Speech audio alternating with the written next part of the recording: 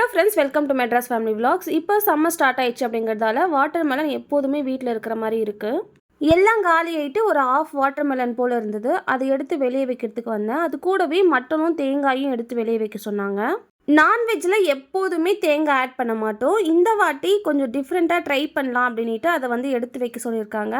அது எல்லாருக்கும் பிடிக்குமான்னு தெரியல. இன்னி வரைக்கும் அந்த மாதிரி ட்ரை பண்ணதில்லை. ஆஃப்டர்நூன் லஞ்சுக்கு முருங்கைக்காய் சாம்பார் தான் வச்சுருந்தாங்க. அது கூட அப்பளம் வச்சு நாங்கள் சாப்பிட்டு முடிச்சிட்டோம். அதுக்குள்ளவே இது அன்ஃப்ரீஸ் ஆகிட்டு இருந்தது. சாப்பிட்டு முடிச்சதுக்கப்புறமா கொஞ்சமாக ஃப்ரூட்ஸும் எடுத்துக்கிட்டோம். ஊர்லேருந்து என்னோட சின்ன அத்தை வந்திருந்தாங்க. அவங்க எப்போ வந்தாலும் பலகாரம் செஞ்சு கொடுத்துட்டு போவாங்க. அவங்க பலகாரம் செய்கிறதுல ரொம்ப ஸ்பெஷலிஸ்ட். அதுலேயும் இந்த முறுக்கு என்னோட பசங்க ரொம்ப விரும்பி சாப்பிடுவாங்க அத்தை செஞ்சால். ஸோ அதனால் இதை செய்யறதுக்காகவே இன்றைக்கி கிளம்பி வந்திருந்தாங்க. அத்தைக்கு மேரேஜ் ஆனதுலேருந்து இன்னி வரைக்குமே அடிக்கடி போக மாட்டாங்க. எப்பயாவது தான் வருவாங்க. எப்படா வருவாங்க அப்படின்ட்டு வெயிட் பண்ணிகிட்ருப்போம். இப்போல்லாம் பாப்பா பிறந்ததுக்கப்புறம் அடிக்கடி போகிறாங்க பாப்பாக்காகவே. எங்கள் வீட்டு சைடில், அதாவது அப்பா வீட்டு சைடில், எங்கள் ஜென்ரேஷனோட பொண்ணுங்களோட லிஸ்ட் அவ்வளோதான் முடிஞ்சிருச்சு. எங்கள் ஜென்ரேஷன்லேருந்து யாருக்குமே பொண்ணே கிடையாது. எனக்கு மட்டும்தான் பாப்பா பிறந்திருக்கா. என்னோட அக்கா சித்வா பசங்க யாருக்குமே பொண்ணு கிடையாது. பாப்பா மட்டும்தான் எல்லாருக்கும் சேர்த்து ஒரே ஒரு பொண்ணாக இருக்கா. எல்லாருக்கும் கண்டினியூஸாக பையனே பிறந்தாங்க. அதுக்கப்புறம் எனக்குமே பையன் பிறந்தாங்க. நான் தான் கடைசி. எனக்குமே பையனே பிறந்தான் ஃபஸ்ட்டு. அதுக்கப்புறமா பொண்ணு ரொம்ப எதிர்பார்த்து ரொம்ப வேண்டுதலெல்லாம் வச்சு பிறந்தா பாப்பா. என்னோட ஹஸ்பண்ட் திருப்பதிக்கெல்லாம் வேண்டிட்டு இருந்தார். நானுமே வராகி அம்மனுக்கு வேண்டிட்டு இருந்தேன். ஒரு வீடியோவில் நான் ஆல்ரெடி சொல்லியிருப்பேன். பாப்பா பொறுக்கிற வரைக்குமே எனக்கு வராகி அம்மன் மேலே அந்தளவுக்கு ஒரு நாட்டம் கிடையாது. எப்போதுமே பெருமாள் முருகர் அப்படின்னு சொல்லிட்டு தான் நான் இருப்பேன். என்னோட வாழ்க்கையில் ஒரு திருப்பு முனை, என்னோட வாழ்க்கையில் ஒரு சேஞ்சஸ் கொண்டு வந்தது அப்படின்னா என்னோட பொண்ணு ரூபத்தில் வராகி அம்மன் தான். ஸோ எங்கள் ஜென்ரேஷனில் பாப்பா மட்டும்தான் பெண் பிள்ளை. எல்லாருமே ரொம்ப பேம்பரிங்காக பார்த்துப்பாங்க. ஒரு மகாராணி மாதிரி ட்ரீட் பண்ணுவாங்க. எனக்குமே அது பார்க்கும்போது ரொம்ப ஒரு ஹாப்பி ஃபீலிங்காக இருக்கும். ஒர்க்லாம் முடிச்சுட்டு எல்லாருக்கும் டீ போட்டு கொடுத்துட்டேன். இஞ்சி டீ தான் இன்றைக்கி போட்டிருந்தேன். டீலாம் குடிச்சு முடிச்சதுக்கப்புறமா பாப்பா அப்பு அத்தை கூட விளையாடிட்டு இருந்தாங்க. நல்லா விளையாட்டு காட்டுவாங்க அத்தை. ஆஃப்டர்நூன் செஞ்ச அந்த முறுக்கு ரெசிபி நான் இன்னொரு வீடியோவில் ஷேர் பண்ணுறேன். அந்த மாவு இருக்கு இல்லையா, அந்த முறுக்கு மாவு, அதை நம்ம ஒன்ஸ் அரைச்சி வச்சுக்கிட்டோம் அப்படின்னா அப் டு 2 months வரைக்கும் நம்ம இன்ஸ்டண்ட்டாக அடிக்கடி செஞ்சுக்கலாம். அந்த மாதிரி ரெடி பண்ணுறாங்க. பல்காக நம்ம அரைச்சி வச்சுக்கிட்டோம் அப்படின்னா அடிக்கடி நம்ம அப்பப்போ ரொம்ப ஃப்ரெஷ்ஷாக செஞ்சுக்கலாம். அந்த மாதிரி ரெடி பண்ணுறாங்க. அது எப்படி அப்படிங்கிறத இன்னொரு வீடியோவில் நான் ஷேர் பண்ணுறேன். நைட்டு டின்னருக்கு மட்டன் குழம்பும் ரைஸ், அதுக்கப்புறம் ராகி களி செஞ்சுருந்தாங்க. என்னோட அத்தைக்கு அம்மா செய்கிற ராகி களி ரொம்ப பிடிக்கும். அதனால் அவங்களுக்காக செஞ்சுருந்தாங்க.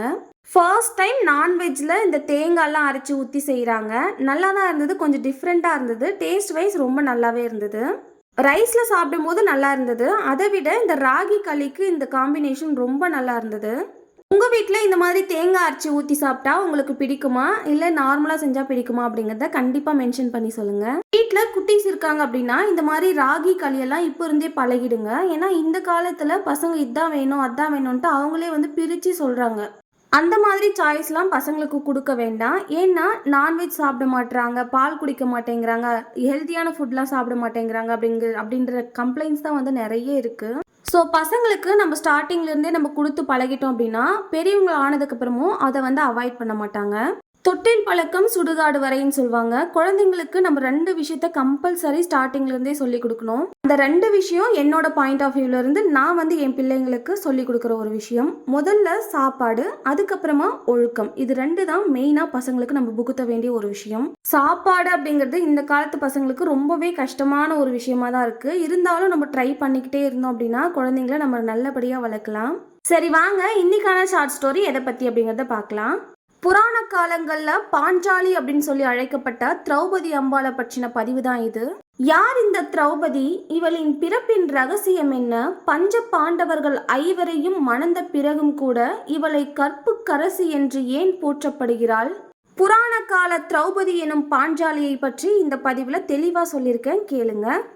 மகாபாரதம் அப்படின்னு சொன்னாலே அது மிகப்பெரிய காவியம். அதில் கதாபாத்திரங்கள் சொல்லவே வேண்டாம். நிறைய கதாபாத்திரங்கள், எண்ணற்ற கதாபாத்திரங்கள் அடங்கியிருக்கும். மற்ற கதைகள் எல்லாம் ஒரு ஹீரோ ஹீரோயின் இருப்பாங்க.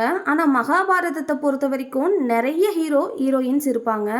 இந்த மாதிரி ஒரு காவியத்தில் முக்கியமான ஒரு ஹீரோயினாக இருக்கிறவங்க தான் திரௌபதி அம்பாள். திரௌபதி அப்படின்னு சொன்னாலே கற்பு நாவுக்கரசி பத்தினி தெய்வம். இன்னைக்கு அளவிலுமே நிறைய கோவில்கள் கட்டி இந்த அம்பாளை வணங்கிட்டு வராங்க. முதல்ல திரௌபதி அம்பாளுடைய பிறப்பின் ரகசியம் பார்த்துடலாம். குரு துரோணாச்சாரியாரின் அறிவுரைப்படி அர்ஜுனன் பாஞ்சால தேசத்து மன்னன் துருபதனை வீழ்த்தி பாதி ராஜ்யத்தை கைப்பற்றுகிறான். பாதி ராஜ்யம் போயிடுச்சே அப்படிங்கிற மன உடைச்சலோட துருபதன் அவர்களை பழி தீர்க்க வாரிசு வேண்டி மிகப்பெரிய யாகத்தை நடத்துகிறான். யாகத்தோட முடிவுல திருஷ்டத்யுமன் அப்படிங்கிற மகனும் பிறக்கிறான். அவ்வளவுதான் யாகம் முடிஞ்சிருச்சு அப்படின்ட்டு துருபதன் நினைக்கிறாரு. அந்த டைம்ல தான் அந்த யாக தீயானது விண்ணை நோக்கி முட்டி தீயிலிருந்து மறுபடியும் ஒரு உருவம் தோன்றுகிறது. அந்த ஆக்ரோஷமான ஜுவாலையிலிருந்து கரிய நிறத்தில் அழகிய பெண் ஒருத்தி வெளியே வருகிறாள். தோன்றும் போதே வானில் பெரிய அசரீரி ஒலிக்கிறது. குரு வம்சமானது இவளாலே அழியும் அப்படின்ட்டு அந்த அசரீரி சொல்லுது. அப்படிப்பட்ட அந்த தீயில் தோன்றிய பெண்தான் திரௌபதி அம்பாள். பாஞ்சால நாட்டை சார்ந்ததால் பாஞ்சாலி என்றும், யாகத்தில் தோன்றியதால் யாகசேனி என்றும், கரிய நிறம் கொண்டதால் கிருஷ்ணனை என்றும் இவளுக்கு பெயருண்டு. திரௌபதி அம்பாளோட சிறப்பு என்ன அப்படிங்கிறத பார்க்கலாமா? அழகில் சிறந்தவளாம், எவரேனும் கண்டாலும் ஆசை கொள்ளும் அளவிற்கு பேரழகியாம். அவளின் உடலிலிருந்து இயற்கையாகவே நீல தாமரையின் மனம் வீசுமாம். அழகில் மட்டுமல்லாமல் அறிவிலும் சிறந்த பெண்ணாக விளங்குபவள். சர்வ லட்சணங்களும் பொருந்திய தேவலோக பெண்மணியாக திகழ்கிறாள். திரௌபதி அம்பாளுடைய சுயம்வரம் எப்படி நடந்துச்சு அப்படிங்கிறத பார்க்கலாம். துருபதன் திரௌபதிக்கு திருமணம் நடத்த சுயம்வரம் அறிவிக்கிறார். பல்வேறு தேச இளவரசர்களும் அரசர்களும் கலந்து கொள்கிறார்கள். துருபதன் தன் மகளை மணக்க போட்டி அறிவிக்கிறார். இயந்திரத்தில் சுற்றும் குறியை யார் சரியாக வில்லால் அடிக்கிறாரோ அவருக்கே தனது மகளை திருமணம் செய்து தருவதாக கூறுகிறார். இந்த போட்டியில அர்ஜுனன் வென்றார். பாஞ்சாலியை மணக்க ஆயத்தமாகிறார். வெற்றி கொண்ட திரௌபதியுடன் குந்தியை காண சென்று வென்ற விஷயத்தை கூறுகிறார். வென்றது ஒரு பெண் என்று குந்திக்கு தெரியாது. வென்ற பொருளை ஐவரும் சமமாக பிரித்து கொள்ளுமாறு கூறுகிறார். குந்தி சொன்ன இந்த ஒரு வார்த்தையினால பஞ்ச பாண்டவர்கள் கூட திரௌபதியும் அதிர்ந்து போறாங்க. உண்மை தெரிஞ்சதுக்கு அப்புறமா குந்தி ரொம்பவே வருத்தப்படுறாங்க. இருந்தாலும் அன்னையோட வாக்கின்படி எல்லாருமே ஒப்புக்கொள்கிறார்கள். அதுக்கப்புறம் பஞ்ச பாண்டவர்கள் ஐவரோட திரௌபதியின் திருமணமும் நடக்குது. பாஞ்சாலியோட தந்தை துருபதனுக்கு மனம் ஒப்பவில்லை. இத பத்தி யுதிஷ்டனிடம் கேட்கிறாரு. தர்மம் தவறாத யுதிஷ்டனும் இந்த திருமணத்தில் எந்த தவறும் இருப்பதாக தோன்றவில்லை அப்படின்னு சொல்றாரு. ஒரு சில உயர்ந்த தர்மத்தை காக்க சட்டங்களை மீறலாம் அப்படின்னு சொல்லிட்டும் யுதிஷ்டன் சொல்றாரு. இந்த திருமணம் நடைமுறைக்கு மாறானது, இருந்தாலும் மிகப்பெரிய தர்மத்தை நிலைநாட்ட போகிறது அப்படிங்கிற ஒரு விளக்கத்தையும் துருபதனுக்கு கொடுக்கிறாரு. இருந்தாலும் துருபதன் இதை ஏற்க தயங்குகிறார். பாண்டவர்கள் எல்லாருமே இதுக்கு முன்னாடி பிறவியில தேவர்களாக இருந்திருக்காங்க. பாஞ்சாலியுமே ஒருத்தி கிடையாது, 4 தேவர்களின் மனைவியாக சக்தியாக இருந்திருக்கிறாள். யமனின் மனைவி ஷியாமலா, வாயுவின் மனைவி பாரதி, இந்திரனின் மனைவி சசி, 2 அஸ்வினி குமாரர்களின் மனைவி உஷா ஆகியோரின் சக்தியின் வடிவமானவள்தான் திரௌபதி. அதே போலதான் தர்மன் யமதர்மனாகவும், பீமன் வாயுதேவனாகவும், அர்ஜுனன் இந்திரனாகவும், நகுலன் சகாதேவன் அஸ்வினி குமாரர்களாகவும் இருந்திருக்காங்க. இதனாலதான் தேவர்களின் அம்சமாக தோன்றிய பாண்டவர்கள் ஐவருமே திரௌபதி அம்பாளை மணக்கிறார்கள். திரௌபதியின் பிறப்பு ரகசியம் அறிந்து இந்த திருமணத்தை துருபதன் ஏற்றுக்கொள்கிறார். ஐவரோட மனைவியாக இருந்த போதிலும் திரௌபதி 5 பத்தினி கன்னிகைகளில் ஒருவராக போற்றப்படுகிறார். சீதை, அகலிகை, தாரை, மண்டோதரி, திரௌபதி இவங்க எல்லாருமே கற்பு நெறி தவறாமல் வாழ்ந்த மாதர்கள் அப்படின்னு சொல்லிட்டு போற்றப்படுகிறார்கள். திரௌபதி 5 கணவர்களையும் சமமாக மதித்தவள். ஒரு கணவர்களோடு இருந்ததுக்கு அப்புறமா மீண்டும் கன்னித்தன்மையை அடையும் வரமும் இந்த அம்பாள் பெற்றிருக்காங்க. கற்பு நெறி தவறாமல் வாழ்ந்த திரௌபதியினை சூதில் வென்ற துரியோதனன் துச்சாதனன் மூலம் திரௌபதியை நிர்வாணப்படுத்த துகில் உரித்தான். கிருஷ்ணர் மேல இருந்த பக்தியால காப்பாத்துறதுக்காக திரௌபதி அம்பாள் கிருஷ்ணரை அழைக்கிறாள். கற்பு நெறி தவறாத மங்கை அப்படிங்கறதால திரௌபதியின் துகில் நீண்டு கொண்டே போயிட்டே இருக்கு. மானம் காத்தருளினான் கிருஷ்ணன். தன்னோட மானத்தை பங்கப்படுத்திய துச்சாதனின் மார்பின் குருதியை, அதாவது இரத்தத்தை தன் தலையில் பூசும் வரை தலையை வாரி முடிய மாட்டேன் அப்படிங்கிற ஒரு சபதத்தையும் ஏற்கிறார்.